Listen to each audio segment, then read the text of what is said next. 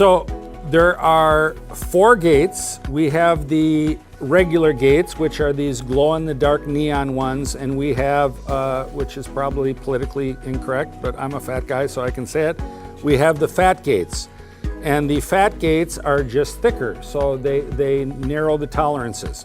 So the first setting we can use is when we're training kids, beginners or whatever, and that would be the widest setting. So why don't you put them in from the bottom and you twist them. So it's very easy.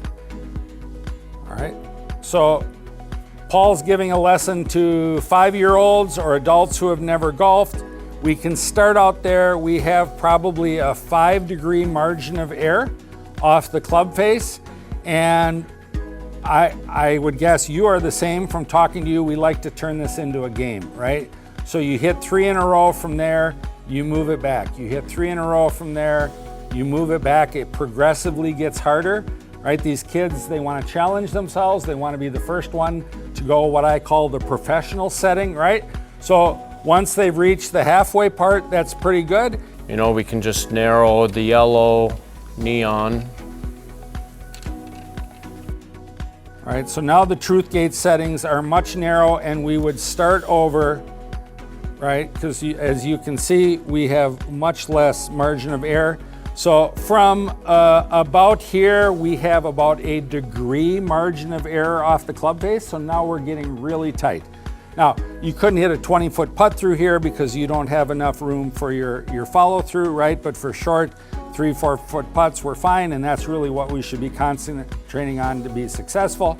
And then we keep moving the pad back. So it gets incrementally more challenging, right? More difficult. It's keeping their curiosity because they want to move what I call the tour, right? So this is like the full Monty. Everyone wants to get there, so we're putting in the fat gates at the narrowest setting.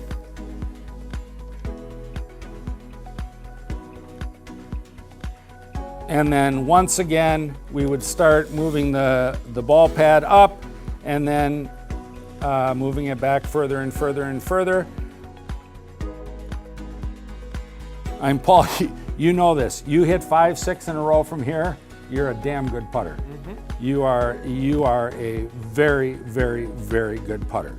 And that, I think the feedback that we've gotten over the years was that we can set this up for a 5-year-old and we can set this up for a guy on the tour.